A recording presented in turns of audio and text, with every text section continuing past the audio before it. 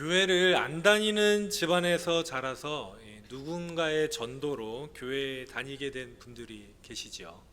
그런 분들의 경우에는 교회에 오면서 한 가지 좀 벽을 느끼는 경우가 있습니다.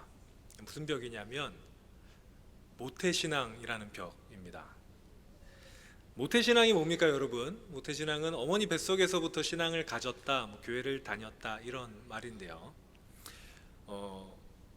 전도되어서 중간에, 그러니까 비모태신앙, 중간에 믿음을 가지게 되신 분들은요, 이 모태신앙이란 단어 앞에 이거는 자기가 노력한다고 깰 수 있는 벽도 아니고 이거는 어떻게 할 수 없는 어떤 벽을 느끼는데, 그런 감정이 드는 이유 중에 하나가 바로 모태신앙인 분들의 의심 없는 믿음입니다.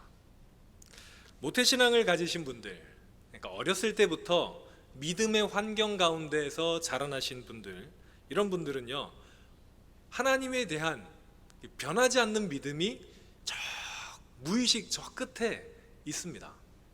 그래서 아무리 좀 어려운 상황이고 본인이 비록 진짜 큰 어떤 사건이 없는 한은 하나님이 계시다는 믿음에는 흔들림이 없습니다. 비록 가끔 지금 현상 상황 때문에 교회에 좀 뜸할지언정 하나님이 계시다는 거에 대한 믿음이 흔들리지 않거든요. 그렇게 자라셨으니까요. 어렸을 때부터 그렇게 믿음이 형성되어 왔기 때문에 굳건한 믿음이 있습니다.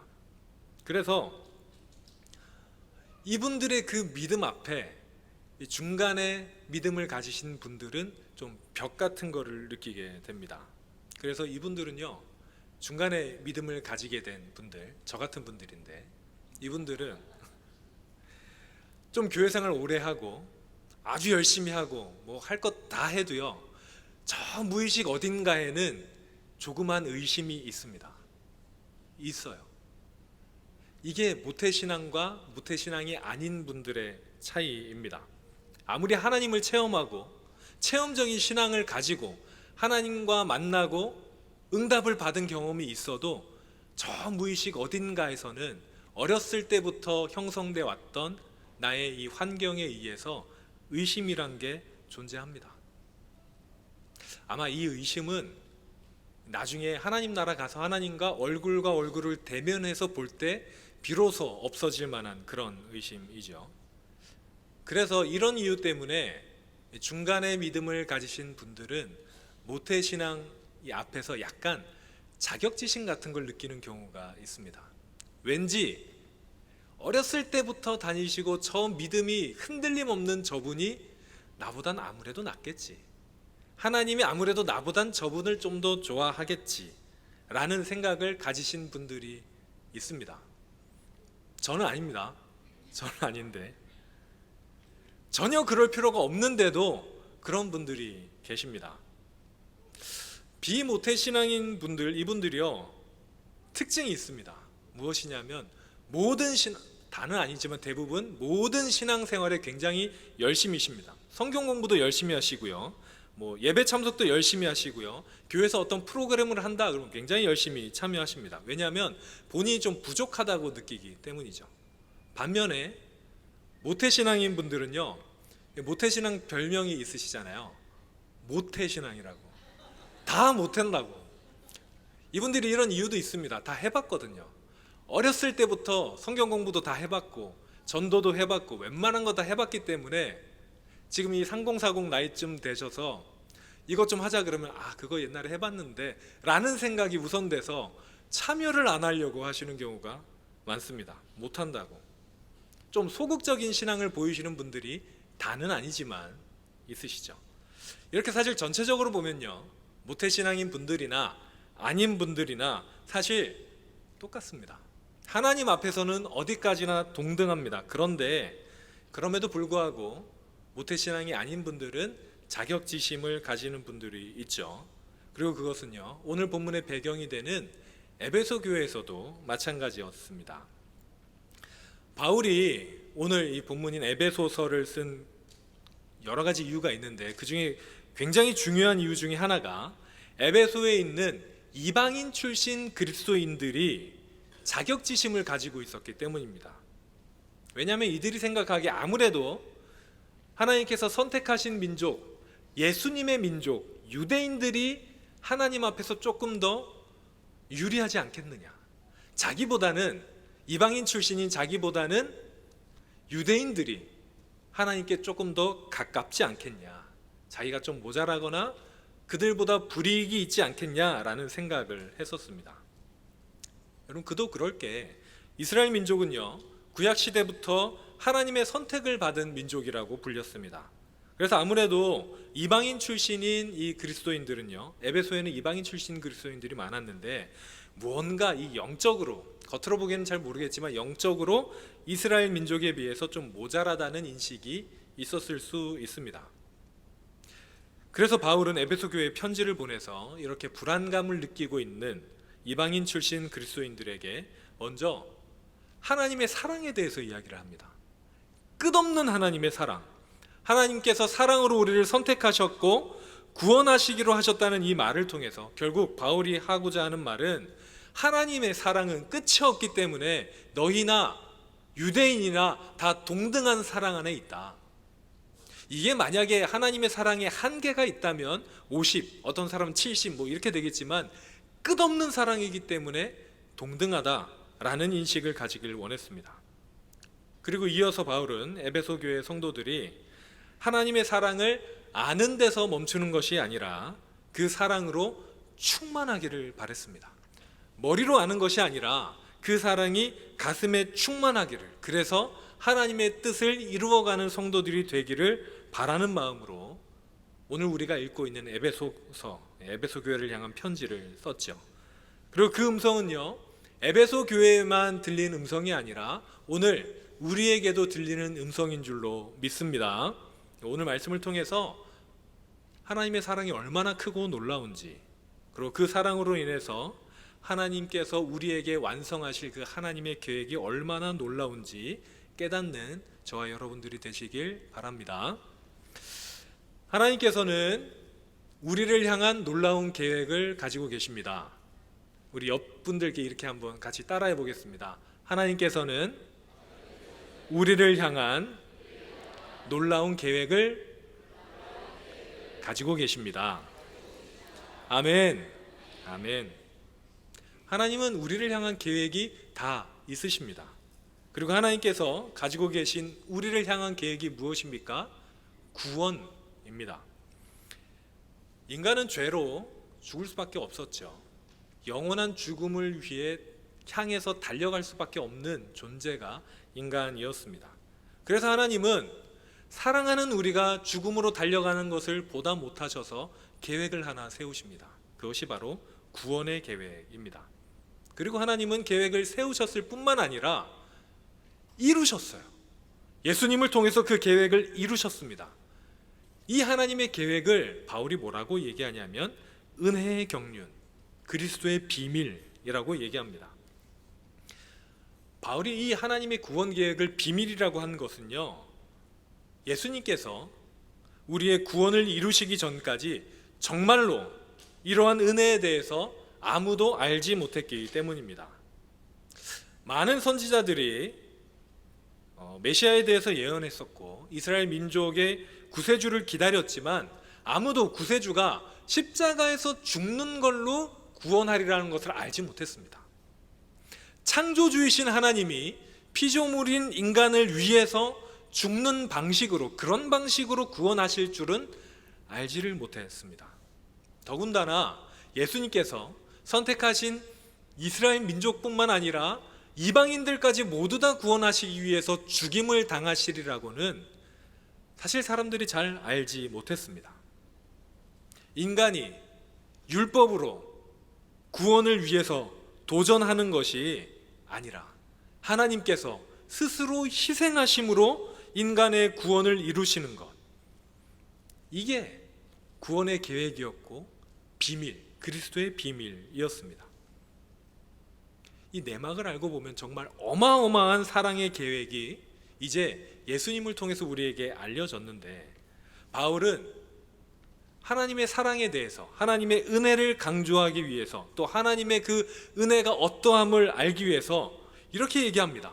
하나님 이런 사람이다, 이런 분이시다, 이렇게 사랑이 많은 분이시다, 그분의 사랑은 끝이 없어서 비록 너희가 이방인 출신이지만, 비록 너희가 이스라엘 민족이 아니지만 똑같이 사랑하시니까 불안해하지 말아라. 이렇게 얘기하신 겁니다.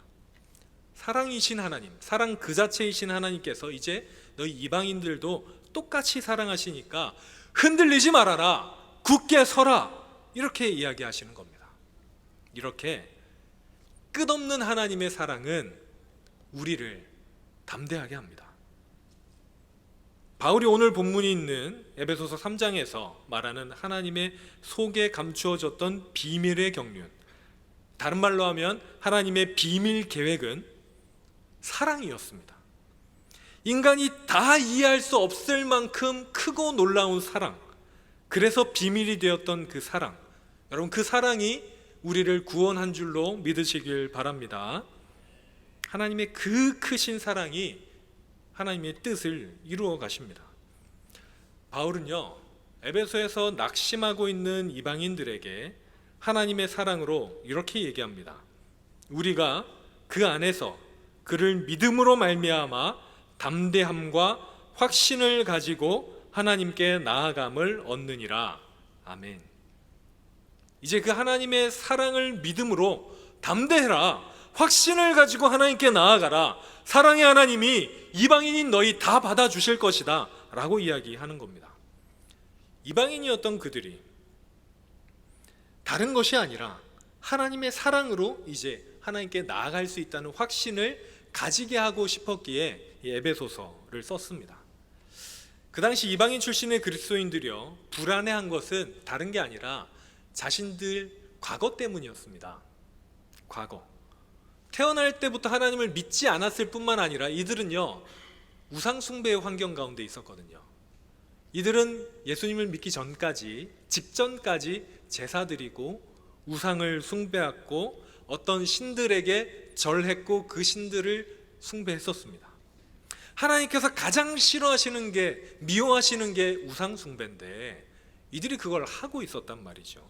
하나님을 만나기 직전까지 계속해서 죄를 저지르고 있었습니다. 그런데 사랑하는 여러분, 하나님께서 뭐라고 얘기하시냐면 너의 죄보다 내 사랑이 더 크다 이야기하십니다.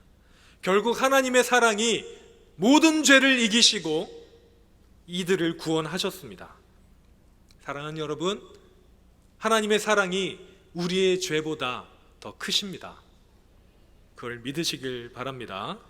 그래서 담대히 하나님께 나아가시길 바랍니다. 죄책감이 들지라도, 내 과거가 어떠했어도 이제 하나님께로 향하여 나가시기를 바랍니다. 그럴 때 연약하고 부족한 우리이지만, 죄로 인해 더러워진 우리이지만 하나님께서 두 팔을 넓게 벌려서 우리를 안아주실 것입니다. 이어서 바울은요, 오늘 본문을 통해서 에베소 교회가 그리스도의 사랑을 알게 되기를 기도합니다. 우리 오늘 본문 말씀을 우리 다 함께 한번 읽겠습니다. 시작. 이러므로 내가 하늘과 땅에 있는 각 족속에게 이름을 주신 아버지 앞에 무릎을 꿇고 비노니 그의 영광의 풍성함을 따라 그의 성령으로 말미암아 너희 속사람을 능력으로 강건하게 하시오며 믿음으로 말미암아 그리스도께서 너희 마음에 계시게 하시옵고 너희가 사랑 가운데서 뿌리가 박히고 터가 굳어져서 능히 모든 성도와 함께 지식에 넘치는 그리스도의 사랑을 알고 그 너비와 길이가 높이와 깊이가 어떠함을 깨달아 하나님의 모든 충만하신 것으로 너희에게 충만하게 하시기를 구하노라. 아멘. 바울은 하나님 앞에, 오늘 본문에 보면은 하늘과 땅에 있는 각 족속에게 이름을 주신 아버지 앞에, 하나님 앞이죠. 하나님 앞에 간절하게 무릎을 꿇고 기도합니다. 그 내용이 성령으로 에베소 교회의 성도들의 속사람이 강건하게 되어서 그리스도께서 이들의 마음에 계시고 이들이 그리스도의 사랑을 알고 그 사랑으로 충만하기를 구하는, 아는 뿐만 아니라, 아는 걸로 그치는 게 아니라 그 사랑으로 충만하게 되기를 원하는 기도를 드렸습니다. 그리고 이거는요, 에베소 교회만을 위한 기도가 아니었고 우리 모두를 위한 기도입니다.